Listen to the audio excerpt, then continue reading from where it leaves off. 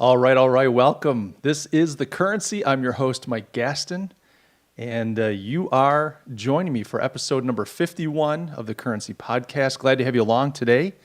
If you don't know, we are broadcasting live on a beautiful Sunday morning. It is Father's Day, so a big shout out to anybody that is a dad today. Happy Father's Day. Thank you for all the work you do. And if you're a dad like me, you lie in bed at night and think about all the things you could have done better. But hey, I like to believe that the world is a better place for fathers. And so guys, this is a shout out to you, Father's Day props. Yeah, so today we're going to talk about Uncle Ben. Uncle Ben got fired. No, not the Uncle Ben from Spider-Man. That Uncle Ben got shot. I don't know if you know that story, but Uncle Ben took a hard one. But no, Uncle Ben's rice, the brand of rice that's been popular for many years, he got fired. Now, I kind of titled this episode, Uncle Ben Quietly Gets Fired, or I think it was the quiet firing of Uncle Ben. And the joke behind that was just that, you probably don't know this, but Uncle Ben as a brand has been around for a long time. The mascot, if you will, this is what we call brands that have a character like Tony the Tiger, Uncle Ben. They're a mascot. And the Uncle Ben mascot was based on this kind of middle-aged, older gentleman, black fellow, and it looked kind of like he was a porter, like he was a steamship porter or something. He had a little bow tie on and kind of harkened back to yesteryear. And years ago, people don't realize this, but years ago, the owners of Uncle Ben, which is Mars Foods, they tried to rehabilitate the Uncle Ben image. They took Uncle Ben and they said, well, gee, we're depicting this guy, Uncle Ben's Rice, like he's some southern step and fetch servant to the white people. Let's upgrade this image. Let's make him the CEO of Uncle Ben's Rice. And so they even created this online museum where you could see Uncle Ben's desk. You could read his calendar, diary notes. You could see his emails and text messages. They tried to create this fictitious CEO of the Uncle Ben's Corporation, which was a load of malarkey, as we say in the industry. And it didn't go over so well. So what happened is Uncle Ben got terminated just recently. They came out and said, hey, we're going to have to pull Uncle Ben. We're going to rename the rice, actually. We're not going to call it Uncle Ben's. We're going to rename it, reimagine it, rebrand it. And Mars hasn't come out and said exactly what that's going to look like or what. Let me give a few shout-outs here. Some folks have joined the live stream. Folks, if you're listening to this podcast after it was recorded and you want to jump in on the wacky, zany fun that is The Currency, just shoot over to YouTube, check out Mike Gaston. Just look me up on YouTube, and you can join the fun live. I typically broadcast on Sundays. We're doing a little early today. It's Father's Day. I want to knock this out before the day got too far into it. But you can subscribe, you can follow, and you can take part live. So let me say some shout-outs here. I've got my little brother, Brian, who's not so little. Happy Father's Day to you, bro. Glad to have you along. Medusa's World of Stone, thanks for joining. Pauline Weinberger is on right now. Hello, Pauline. Pauline, I'm looking forward to some sassy comments this time around as well. You had me in laughs and stitches last week. George is on. Hi, George. George says it's his son's birthday, so he's not going to be able to stick around for too long. George, happy birthday to your son. Happy birthday. Today's my mom's birthday, actually. So it's the first day of summer here in the north of the globe, the northern hemisphere, and June 21st, my mom's birthday, Father's Day, and it's just in George's son's birthday. So happy birthday. George, how old is your son? So let's keep going. So I want to talk a little bit about what's going on here. As we all know, this is no surprise. There have been riots, there have been protests, there have been legitimate beefs and illegitimate behaviors, etc. We've talked about all this kind of stuff in the past. I'm not going to get into all the political positioning, etc. But I've got a personal beef with big corporate brands, and it could be small brands too. There's a corporate attitude that I just feel so frustrated by. And And I want to talk about that a little bit. You'll find some of my other content if you watch my videos. Sometimes you listen to my podcast episodes. I was pretty hard on Procter & Gamble's Gillette when they came out with this whole, Men Can Do Better campaign. I thought that was the biggest load of rubbish. I've been okay with certain companies like Nike. I feel like, I'm not into the protests that Colin Kaepernick has been promoting these last couple of years. I don't know. I'm just not into it, but I get it, and I get why Nike would jump on board. Not as cynical about that. But we're in the midst of the Black Lives Matter protests. This man George Floyd was terribly, terribly killed. It was just horrible. It was a horrible thing by a bad cop. I'm just going to say it. He's a bad cop. That doesn't mean that all cops are bad. I hate that concept. I hate saying that any group of anyone is anything. I mean, not all whites are good. Not all whites are bad. Not all blacks are good. Not all blacks are bad. Not all cops are good. Not all doctors are good. Not all teachers are good.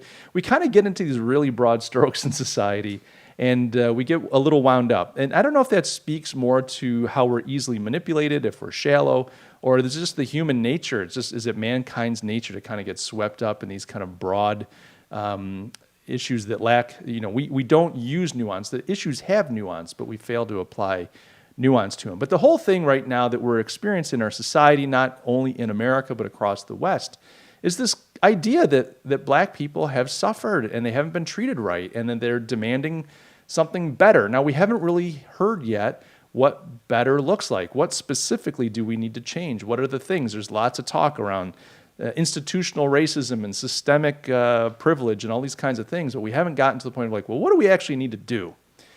But far be it from giant consumer groups to wait, to hear and think through what needs to be done. So here's the thing. You got a bunch of brands that just recently, over the last handful of weeks and days, have come out and made big changes. So for instance, any of you in America, there's a brand of butter called Land O'Lakes Butter. Now, there's a place in Florida. Actually, is it Florida? No, I think it's Minnesota. I think it's in Minnesota, Land O'Lakes. And they have, Land O'Lakes is a farmer's co-op. Essentially, you have a bunch of agricultural farm commercial entities, these different dairy farms that came together and created a brand called Land of Lakes that they would then promote their dairy products together under that brand. Hey, if we work together, we build a brand, then we can all develop, grow, produce our milk, ship it, produce it, and make some money together. Bird's Eye Foods was another. They used to be a client of mine back in the day, another co-op. It was the Curtis Burns, then Profac. They sold off the brand to Pinnacle Foods, etc. But Land O'Lakes had on their package this Indian maiden. I don't know what you'd call her, not a squaw, but an Indian maiden. She was in a buckskin dress. She was kneeling down in front of some water, grass or something with trees in the background. Very picturesque, very kind of just reminiscent of the early 50s for me, like art you'd see coming out of the 50s. It was Americana, frontier, Indian. And I think she was holding this butter in her hand as she knelt there, kind of very gentle, very in tune with nature. So Land O'Lakes just came out and they pulled her from the packaging. And now they're unwilling to talk about it. They don't want to say anything. They don't want to make any comment about it. They're just doing it. Now, some marketing people like Adweek is saying, oh, you're making a huge mistake. You should be trumpeting this from the hilltops. You should be talking about this. You're making this big move. You need to take advantage of it. By the way, hey, Pions with Zero, what's going on? I'm just going to put you up here. The only one option I heard so far had to do with equality of outcome kinds of states. Do you have an opinion on this discussion? Well, I do. I won't tackle it right at this moment, but I absolutely do. Equality of outcome is impossible. I guess let me tackle that real quick. We're talking, Pions with Zero, hailing from the Czech Republic. Welcome, my friend. He's saying, hey, the only requirement he's hearing is that they want equality of outcome. Here's the thing. Every human being is different. If you're watching this live, you will see that I am bald. I'm bald on the top of my head, and I've got a pretty thick gray beard. Now, there's nothing I can do about that. I guess I could shave the beard. I could dye it a different color. But the fact is, I have certain genetic things that just cause my state of being. I have certain behaviors that cause my state of being. If the camera were to go a little lower down, you might see that I carry a couple extra pounds. As a man befitting a man of my station in life, happily married, well well cared for by a loving spouse. But the fact is, we have genetic dispositions, genetic limitations, genetic advantages, and we have behavioral things that have consequences. And the fact is, if I jump into a race, if I say, look, I want to run a marathon, I am not free to win that marathon. Why am I not free? Is it systemic racism? Is it some type of ageism? Or are they fat shaming me because I'm a lard? I hope I'm not a lard.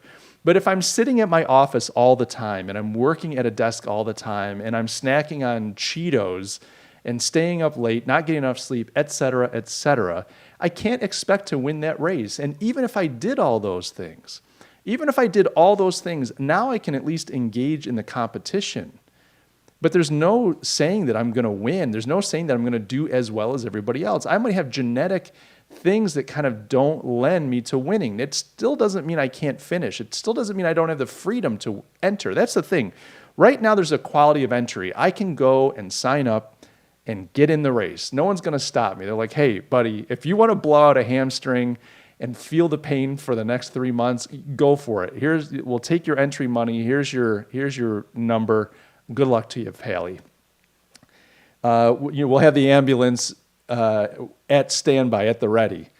But nobody's, and if I were winning, let's say I was able to somehow pull out ahead of the pack in my current state, somehow, miraculously, no one would jump into the raceway and knock me down. And it doesn't matter what my skin color is, it doesn't matter what my sex is, it doesn't matter what my sexual orientation is, and it doesn't matter what all these things that everybody's all wound up about right now. Nobody cares. If you're trying to finish that line, cross that finishing line, and you're winning, then people are rooting for you. And if you're not, then hey, tough. So this whole idea of equality of outcome, what I'm trying to get at here in general terms, I'm not talking about specifics. I understand that people start disadvantaged and that disadvantage can weigh on them in huge ways, and it can be a shadow over them, even the way that they see the world, that keeps them from being able to thrive. Even when there's a quality of entry, they don't even realize they could enter. They don't even think it's something they want to enter just because of the situation they were born into. I get that. But all I'm trying to say is equality of outcome is ridiculous. You can't do it. The only way that you can create quality of outcome is if you strip away freedom. Like if you say to one runner, you don't have the freedom to run at your best. You have to dial it back because it's not fair to Mike. Mike's old and fat. And we got to make sure everybody crosses the finish line at the same time. Well, that's not a race. That's not a race, my friends. And life is full of conflict. Life is conflict-ridden. You can't eliminate that.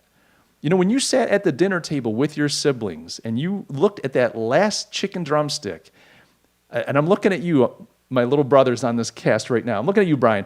We looked at that last drumstick. We were competitors. We loved each other. We were flesh and blood.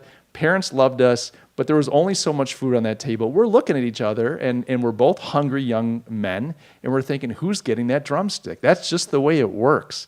Life is full of conflict. So even on a sibling level, if you're under a little bit of competition for the family's love, attention, and resources, think about all the way up to the nation state level where we're going to war over natural resources and trade power and political power, et cetera. So this idea of equality of outcome is just unrealistic. It's a fantasy. The only way that you can have equality of outcome is if you strip people of their liberty and you force everyone to perform and behave and do and all these things exactly the same. And that's just not human nature.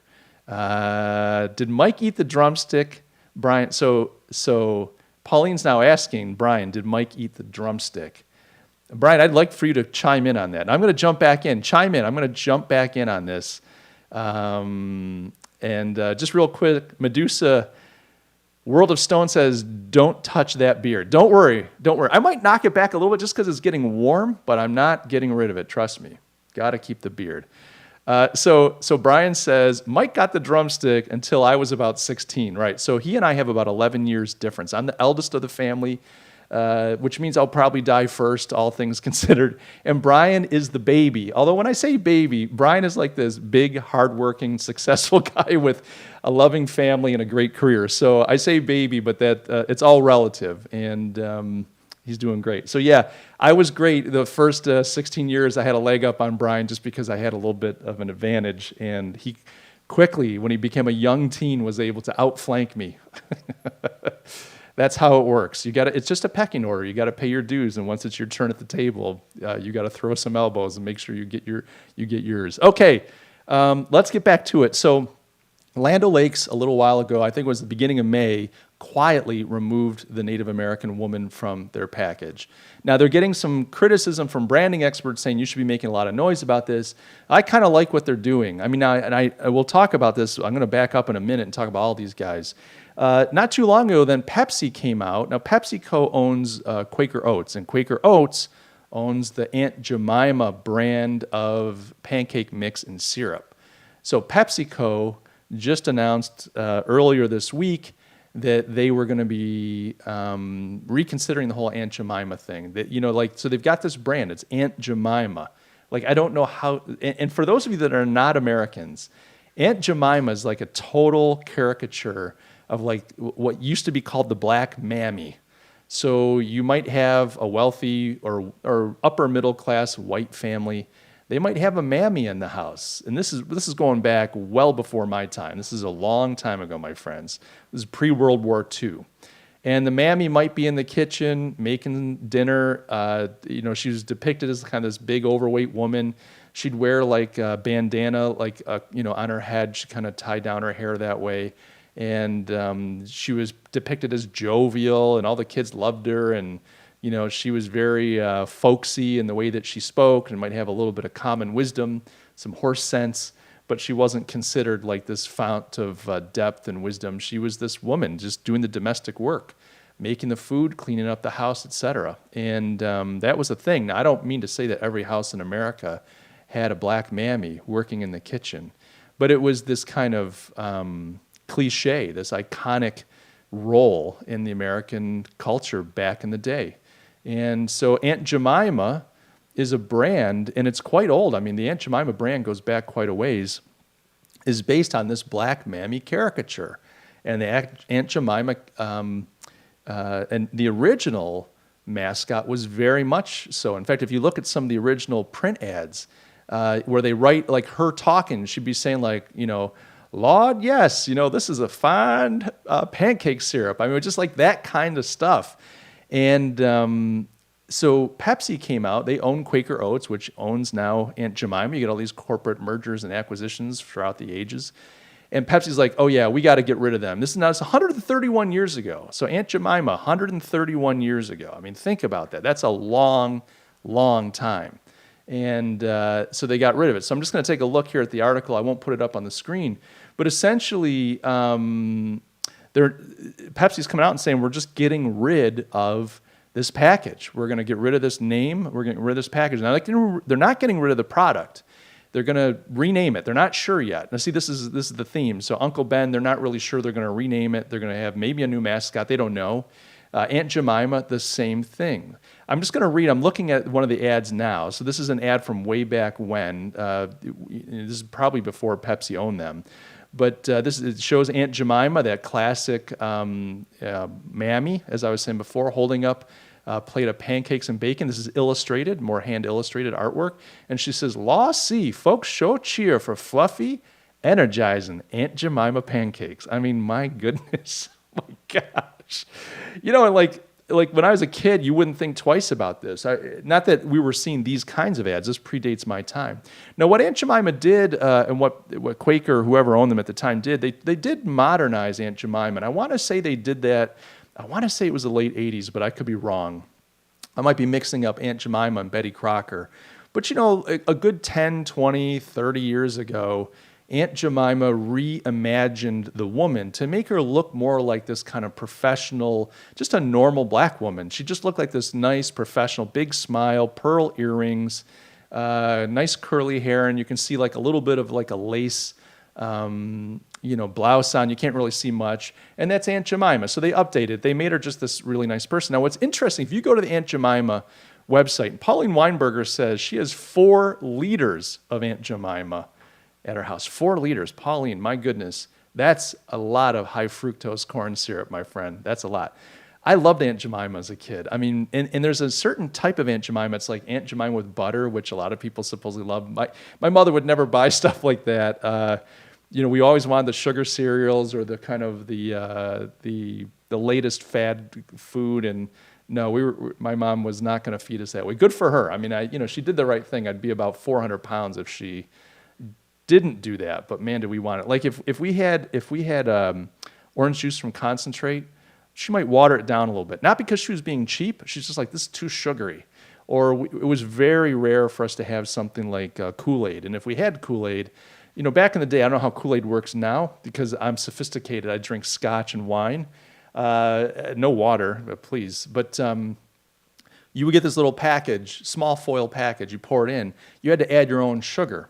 And, I can't remember. It was like cups and cups of sugar you'd put in this. So you'd have this like bright green, flavored sugar water. It was phenomenal. Like on a hot summer's day as a kid, you're out there sweating, riding your bike around, getting into fights and stuff with the neighborhood kids. You come in the house and guzzle down some ice cold Kool-Aid. But the way that my mom would do it, she'd cut the sugar. She wouldn't put the full sugar in. So it's like when I had Kool-Aid at a friend's house, it was like I died and gone to heaven. Just that sweet, sweet, sugary goodness. Anyway, I digress, which is half of this podcast. So we're talking about Aunt Jemima. They did update the mascot, make her look a lot more normal and like someone you might know. You look at this and go, yeah, I know some people. I go to church with a lady like that or, whatever. So they did update it. But the fact is, just recently they came out and said, okay, we're getting rid of her. So here's a few others. So we've got Uncle Ben's. That's the title. So first Pepsi, first Land O'Lakes quietly removed their Indian maiden.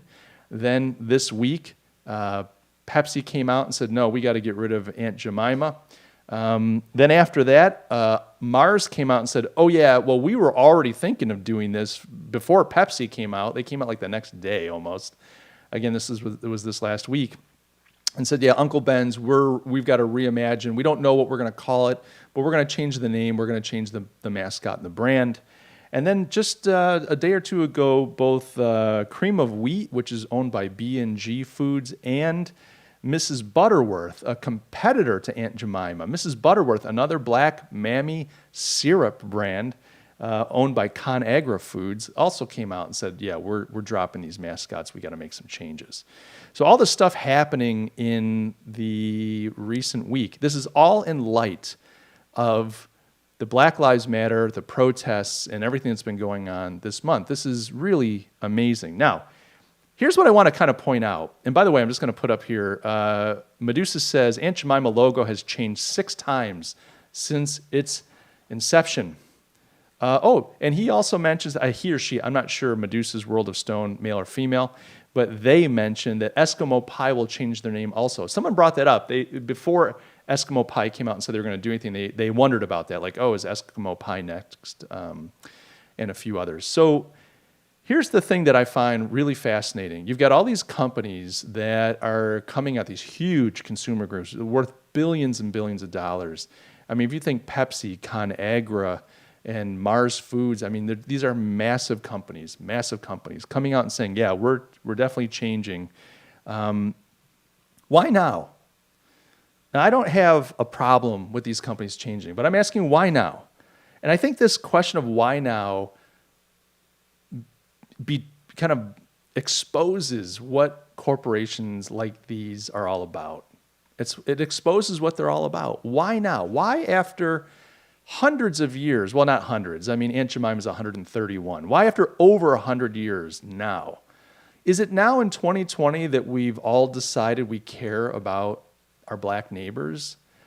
Funny enough, by the way, it's not hard to find. If you look on YouTube, there are a lot of black YouTubers saying, hey, wait a minute, don't get rid of Aunt Jemima. Like, I love this food, and if there's no black woman on it, I don't want it. Like, I love it because it's got a black woman on it. Now, they're not looking back at the black mammy history. They're not doing a whole intellectual history of racism here in the product and accusing giant corporations of using a black likeness to make $1 billion. They're just saying, like, I identify with this. And the funny thing, if you go to the Aunt Jemima website, if you go to Aunt Jemima's website, all the imagery, the messaging, customers, pictures of customers enjoying it, the videos, it's all aimed at black people. The funny thing is it depicts black families and people of color enjoying Aunt Jemima products. So this is just kind of strange. Like, on one hand, I get it. Like, you've got this history that's kind of a problem. People have to go, it's problematic. I hate that phrase, by the way. Everything's problematic. This is life. Life is problematic, my friends. Stop saying it. We don't need another think piece on Vox about how problematic your pancake syrup is. But that said, I totally get it. Like, this thing does have a checkered history, and it comes from a questionable past. I don't need America to still have Aunt Jemima pancakes to feel like I have liberty and freedom. I'm not going to fight to say, oh my gosh, how could you do this? You're just caving to the liberals, blah, blah, blah. I think people have a point. It is offensive. If I were, and I am a Lebanese person, and I watch a movie, say like Star Wars, that depicts Arabs as these like conniving, shallow, dirty, distrustworthy, untrustworthy schemers, as they did in one of the Star Wars movies. I forget the guy's name. He was this character. He kind of looked like Yasser Arafat, but he was the one that owned Anakin Skywalker. I forget. It was the second series of Star Wars. Of course, I know his name, but it's just not coming to me. It's the one that also had Jar Jar Binks in it, which seemed like some kind of Jamaican goofball. But, they portrayed, it was really, they were kind of taking like an Arab stereotype. So I watched that movie. Now, I don't walk out of there feeling destroyed. I don't walk out of there feeling like the world's against me. But it is a bit of a knock. You watch that and you go, geez, like, I know I'm part of this racial group. I'm not Palestinian. I'm Lebanese. We're Phoenicians. I don't know how Arab we are. But they're part of the Middle East. And to most people, you just get lumped into the group. You go, Middle Eastern, Arabs. Brian says Aladdin. No, I'm just thinking of Star Wars, but Aladdin's another one. I never watched the Aladdin movie, so I can't speak to that. But anyway, if I see that, it does hit me a little bit. Okay, big deal. Like, it doesn't end my world. But I do understand it. It kind of helps me be a little sympathetic to a group that says, look, we've really been treated poorly.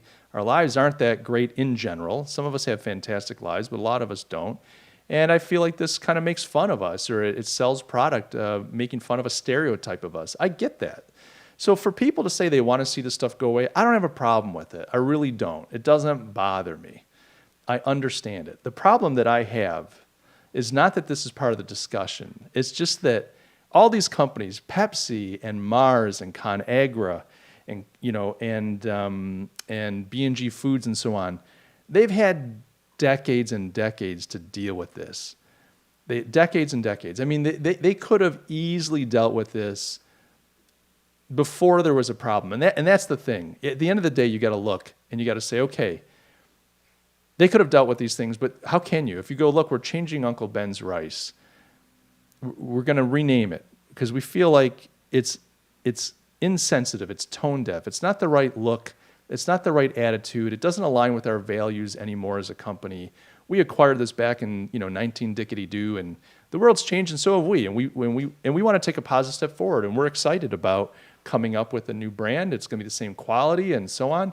But and we're grateful for Uncle Ben and the brand, and we're going to retire him. We're done. Like, they could have done that before they were burning cities down and occupying places and saying it's, So for me, it's really just grandstanding. It's just that's, sycophantic. I'll do whatever you want to make you happy. Look how virtuous I am. Look how great I am. But I always have a hard time trusting someone who does something under duress. Like, if you're going to sue somebody takes your lawnmower, they refuse to no, it's my lawnmower. It was never yours, and then now you got to go to the cops, you got to go to court, whatever you got to do.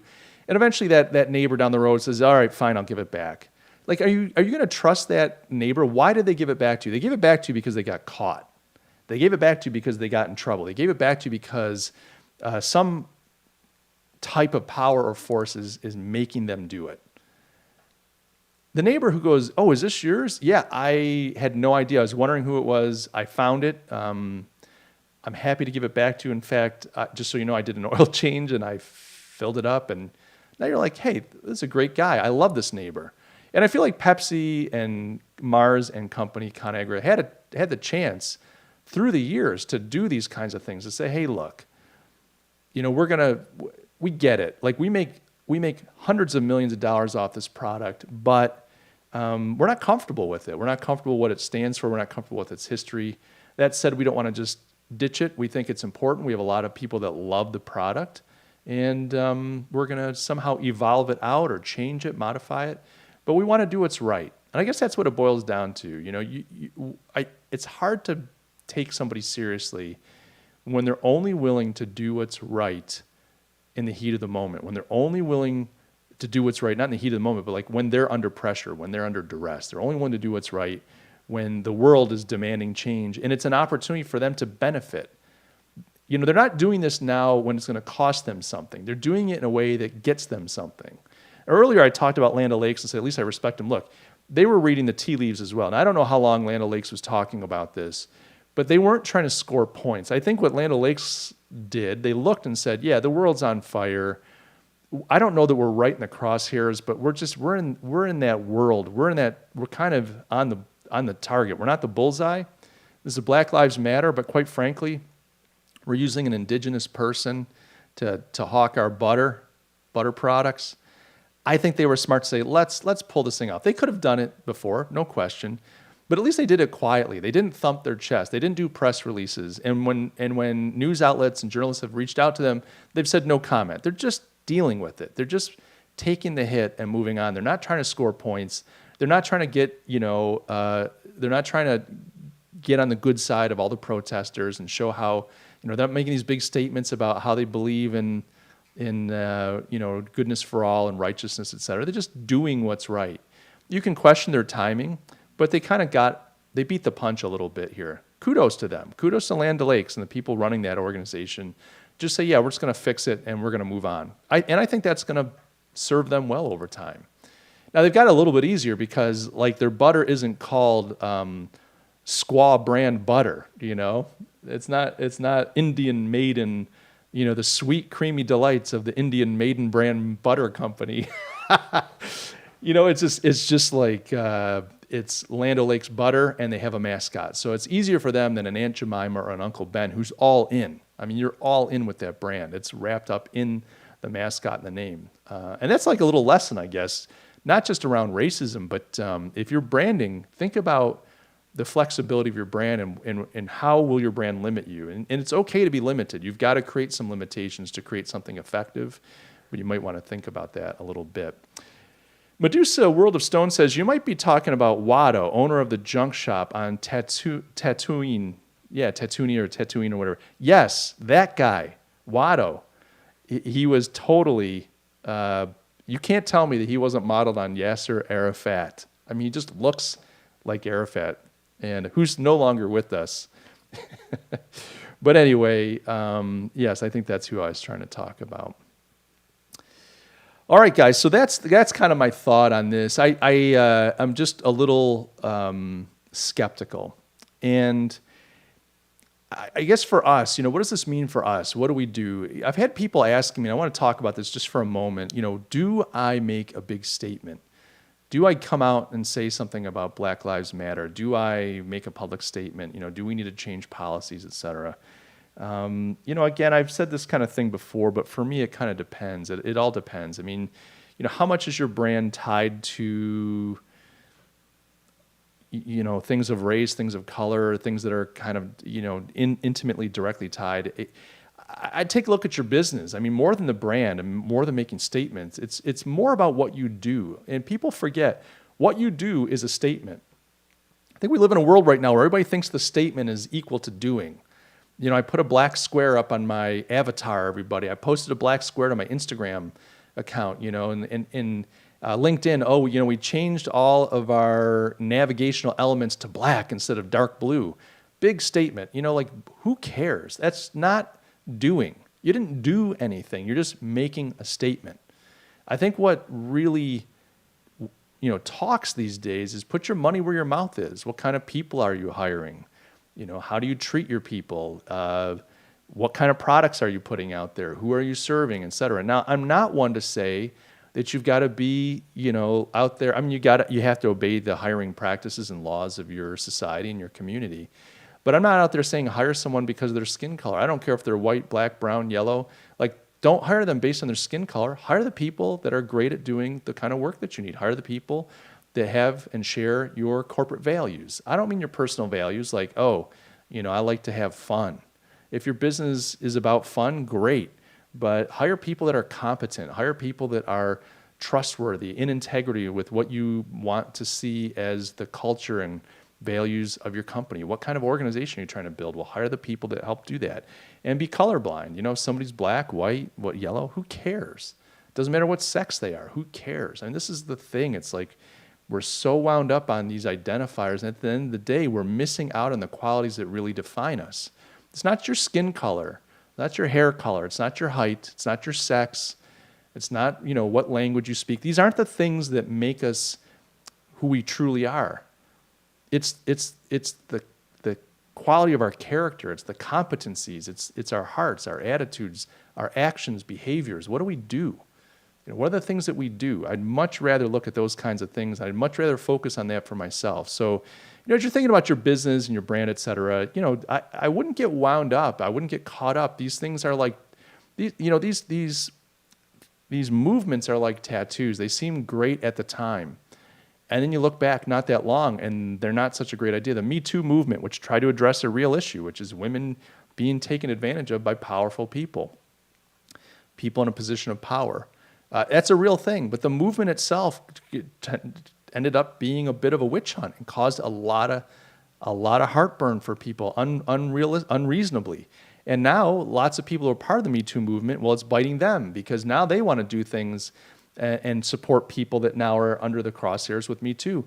And so, again, now it's kind of like that bad tattoo. It was a good idea.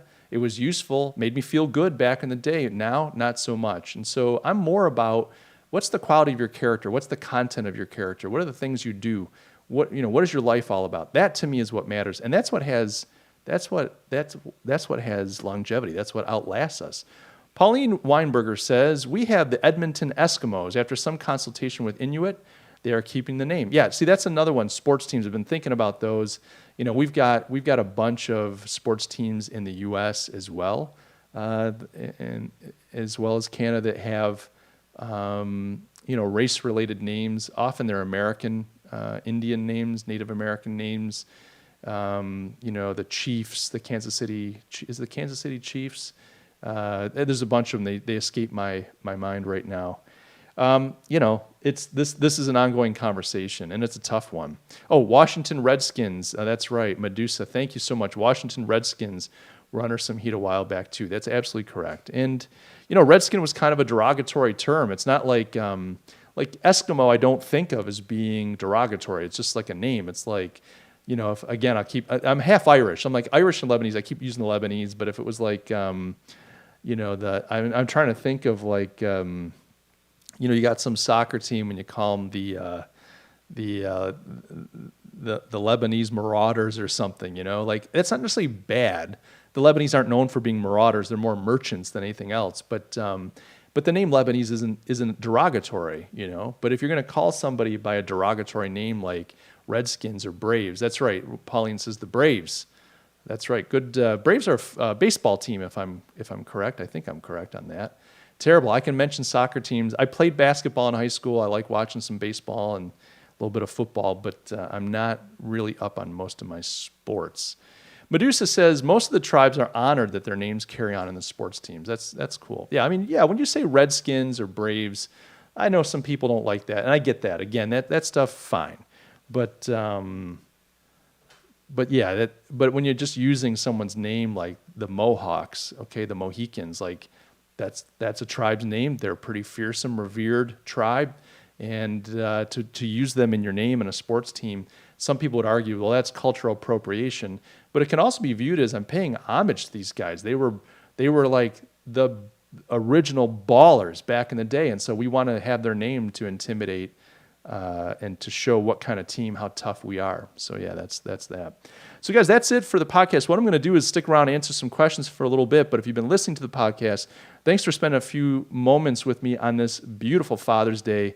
Guys, if you want to subscribe, do me a favor. You can find this podcast anywhere that fine programs are provided. That would be Apple Podcasts, Spotify, Stitcher Radio, Google Podcasts. And of course, as I mentioned at the open of the show, you can catch it live on YouTube. You can also find a recorded version on YouTube as well. So just go over to YouTube and look for Mike Gaston, and you will be able to find my channel, subscribe, and get all this quality content.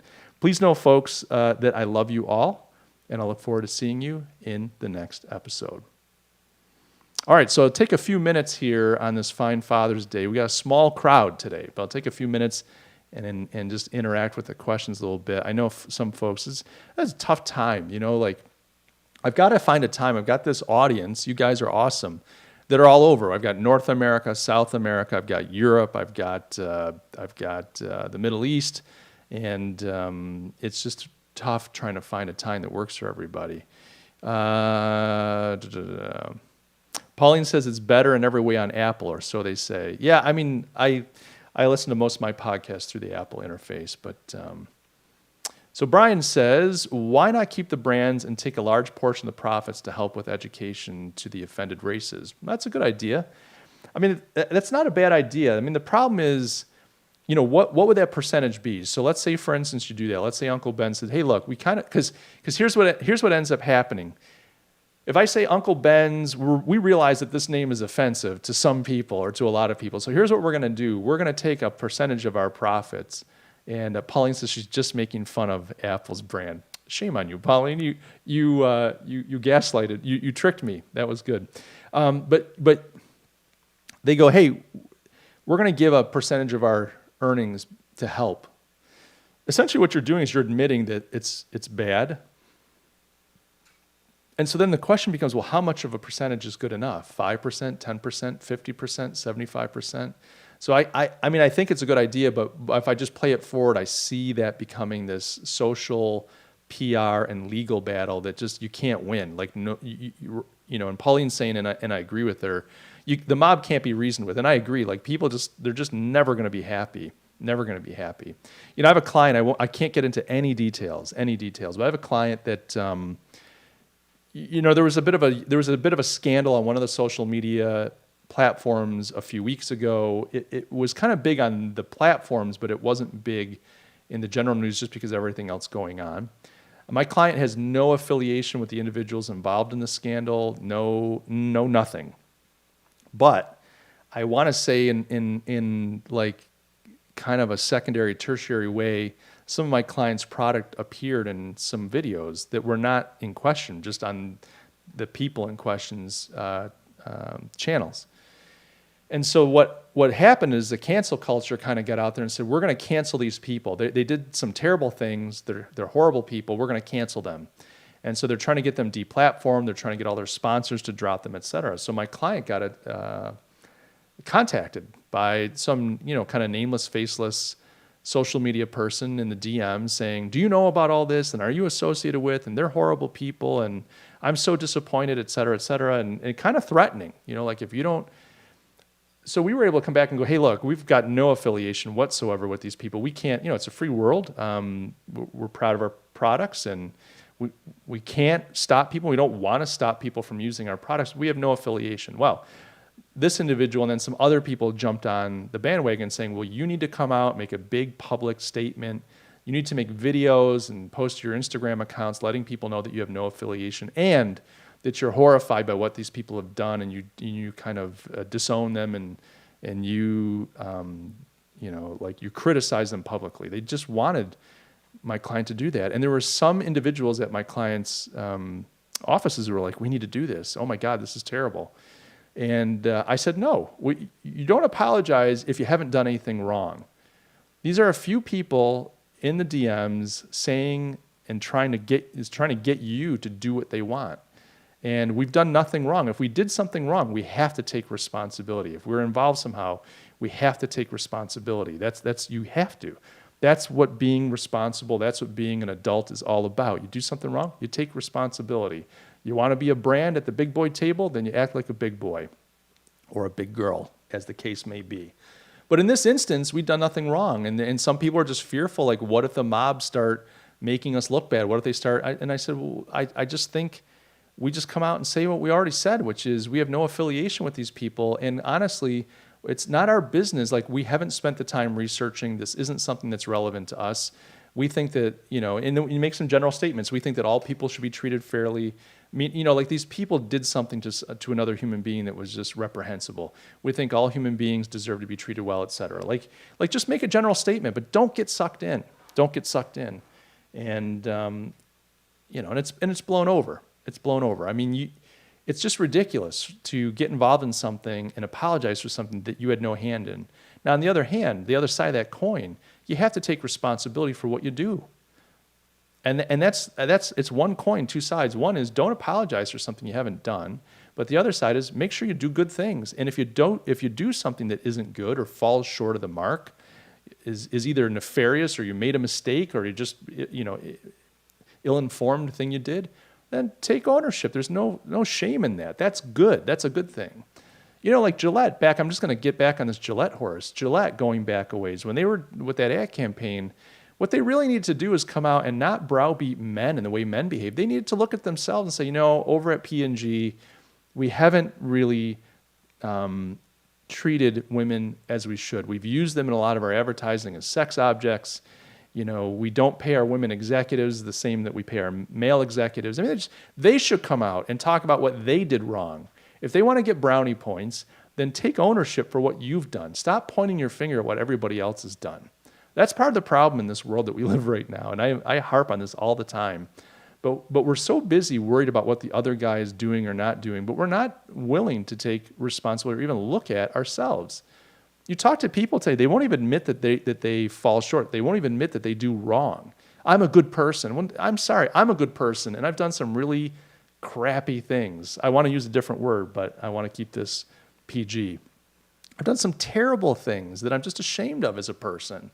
Through my teenage, even my 20s, I mean, I've just done things I'm not proud of. That's part of the human experience. Now, maybe you watching this, you're like, I've never done anything that I'm not proud of. Well, you also might be a sociopath. You might be disconnected from good and evil. I don't know. You're probably better than me. I get that. A lot of people are better than me. I understand that. But the fact is, when someone tells me I'm a good person, and they're so quick then to point fingers at everybody else who's not a good person, look, I have no problem. I'm not saying we shouldn't judge. I'm not saying you shouldn't look at a situation or an individual or behaviors and make a judgment call. You have to. Some guy seems a little creepy, he seems a little too interested in your children and always offering to babysit them and wants you to leave them with him alone. Please, my friend, make a judgment call. Like, think the worst of that person. It's your job. You have to think the worst of them. Protect your kids. They might be the nicest person in the world. They might be good-hearted. But if they're acting in a way that you're not comfortable with, make a judgment call. You got to do it.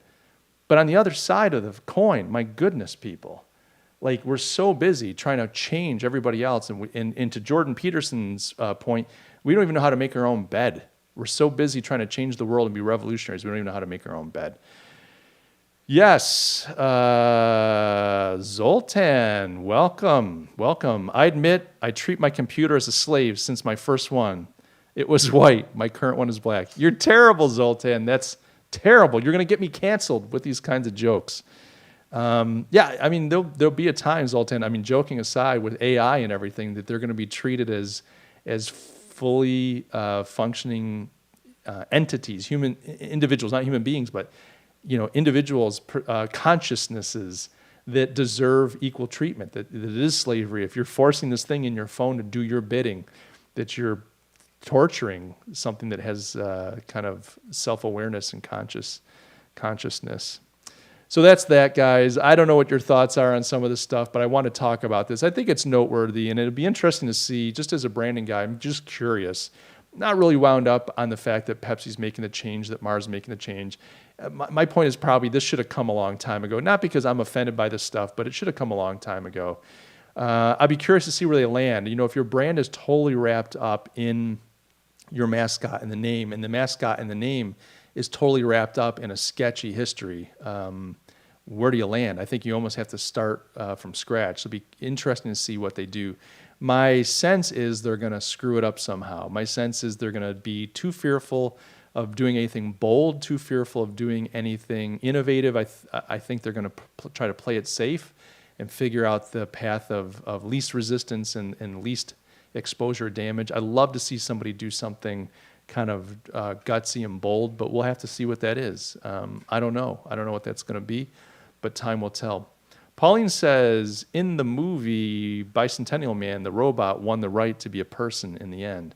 Yeah, I never watched that. Was that Woody Allen? Bicentennial Man? I can't remember. It seems to me like that's a Woody Allen flick, but I could be wrong.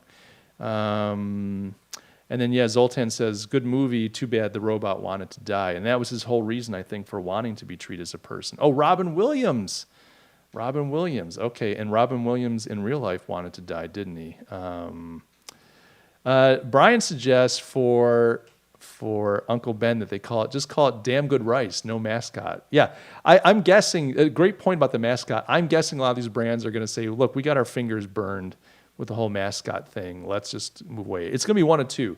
They're either going to use some cute, goofy, cartoon, animal-y kind of mascot, some silly thing that doesn't have human, it'll be personified, but it's not a human being.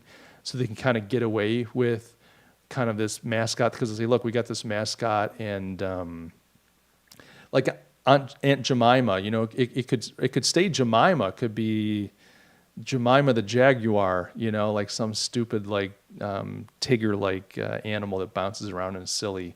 I don't think that's what they're going to do. Or they'll just go no mascot whatsoever. I think it'll be hard for them to walk away from the mascot because it's such a popular thing. I mean, the mascot made them so much money. You'd think it'd be very difficult for them to just walk away from the mascot. So that's that. Nancy. So Medusa's World of Stone says Nancy Green's Nectar, and so Nancy Green was the original person that Aunt Jemima was modeled on. First I think Aunt Jemima was just like a caricature. So there was an Aunt Jemima before Nancy Green. Then I think very shortly thereafter they used a black woman, actually quite successful chef, if I remember correctly, or a well-known kind of personality back then named Nancy Green, and they modeled Aunt Jemima on her, if I'm remembering. Correct me if I'm wrong. So Medusa's World of Stone is recommending they call it Nancy Green's Nectar. That sounds like a very strange product to me, Medusa, so I'm not sure where that'll go, but I do appreciate your creativity.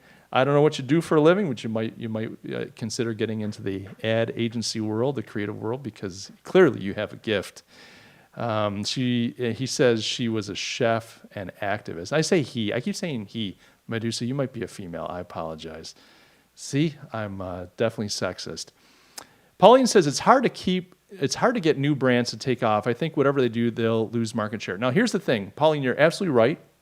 And I have a friend that says, Mike, you say absolutely too much on the podcast. Oh, well, thank God. Medusa's a he. Not because I'd be upset if you're a woman, but just I feel better now knowing I keep referring to you as a male. So anyway, so back to Pauline's point. Yes, they'll totally lose market share, but one of the things that people that are not in the consumer goods world are not aware of is some of it is branding and market share, meaning you got to get people to want the product. You run all kinds of ads. You have to have brand awareness, et cetera. But another piece that these giant consumer groups have working in their favor is shelf space. They're selling to you and I, but they're really selling to the retailers. They're really selling to the Krogers and Wegmans and Trader Joe's of the world. Of course, Trader Joe has all their own brands, but they're trying to get their product on Walmart's shelf, essentially. And so these big groups are able to lock up a lot of shelf space. And so what I could see working in their favor, yes, they're going to lose a lot of brand equity. They're going to lose all their brand equity, depending on how they play this. And that's why I'm saying it's kind of curious. I'm curious to see what they do. But what they have working in their favor is they've got really good relationships often with the retailers. And so they can come to the retailer and go, look, we're actually helping you. This was problematic. People are upset. Here's what we're doing. Here's where we're going with it. We want to get a deal with you where we can keep that space locked up, put our new product, and we're going to put $1 billion into an advertising blitz. We're actually going to drive traffic into your store. We're going to make a big, exciting launch of this thing. So they do have an opportunity to kind of leverage this to their benefit. And because they already have that shelf space locked up, then they're going to use that to their advantage. Now, if you and I came up with a product, brand new product, We're not in the consumer space, but we come up with our own, Pete's pilaf. Instead of Uncle Ben's rice, it's Pete's rice pilaf. We go to a Wegmans, we go to a Walmart, and good luck trying to get your product on the shelf. I mean, talk about competitive. It's just so competitive, and that's the challenge. You can have the best product in the world. You can even start to get some brand recognition, but if you can't get on the retailer's shelf, you are what they call in the industry SOL. SOL. So yeah, but great point. That's one of the reasons, Pauline, that I think they haven't done anything is because they were afraid of losing all that brand equity. They could have done this when they were in control. They could have done this not as a reaction to the world they were in, finding themselves in, but just say, hey, let's just fix it. But they've got all that brand equity. And how do you throw away hundreds of millions of dollars just based on principle? Well, there are companies that do that, but a lot of companies are unwilling to do that. And that's my criticism or critique. They can take the hit. They just didn't want to do it until they absolutely had to. Pauline brings up that Heinz put out purple ketchup. It didn't go well. Lots of shelf space, lots of brand equity. That's a good point. Yeah, it never really took off. Remember Goober Grape? Does anybody remember Goober Grape back in the day? I think that's what it was called. Essentially, it was like this jar. It was like a peanut butter jar, but it had peanut butter and grape jelly I say stripes. What's the columns? Let's say columns of it. So if you look at the jar from the top down, it was like every other wedge was either grape jelly or peanut butter. And so what the concept being like if you put your spoon or knife in there, you're getting both peanut butter and jelly together to spread on your bread. That never really took off. It was a novelty. I thought it was the coolest thing. I desired it so badly as a child. And then once got it, it was like, this sucks. Like I don't want to just do a scoop that has both. I want to put a certain amount of peanut butter, and I want to put them in. I want a certain amount of jelly, and I want to do them in a certain order. Like there was a way I like to make my sandwiches, and that's not how I say sandwich. I'm just being silly, but that was another novelty back in the day before the purple ketchup. Guys, a lot of fun. I appreciate talking with you. Now I have to go and celebrate Father's Day by shutting down the camera and just being an awesome dad. Now, the funny thing about it is, there's not going to be too much action at the house today. Usually every year we do lots of stuff, and the kids always treat me well. My daughter, before she went off to her part-time job, gave me a lovely, lovely 6-pack of organic IPA beer and a tub of Ben & Jerry's. I thought that was a very thoughtful gift for a daughter to give her old man. She knows what her dad loves, and she made sure to acquire it. She's just turned 21 back in March, so this was her first alcoholic purchase. She never purchased alcohol before. So I don't know, Father's Day, I don't know if that's good or bad, but her first acquisition of alcohol was for her father. How touching is that? What a good girl. But one of my sons is married, and so what you realize as your kids get older is that when your kids are young, it's easy to get everybody back to the nest and hang out, have a yuck it up time. My son's father and mother-in-law have moved out of state, and his father-in-law is back in town this weekend. And so I said, look, would love to have everybody together, but if you want to spend some time with your father-in-law, your wife, and you want to spend some time with your father-in-law, dude, do it, because you don't get to see them very often. He's up in town for a short time. He'd probably really appreciate it. I get to see you guys all the time. So next weekend, I believe we're making green chili stew, and we're going to yuck it up next weekend for Father's Day. It'll be a little bit of a delayed, belated Father's Day. But you know what? I am so grateful. I have to say this on camera. I have such wonderful kids, and I'm not perfect. They're not perfect. They're my kids, but they're such wonderful kids. And we have our normal family ups and downs, but every day feels like Father's Day. You get to watch your children as adults, see them thrive, see the content of their character, the kind of people that they are and that they're becoming, and I'm just really blessed. So I want to say publicly, I'm very grateful to be a dad. I'm grateful for my kids, and I married well, so that helps.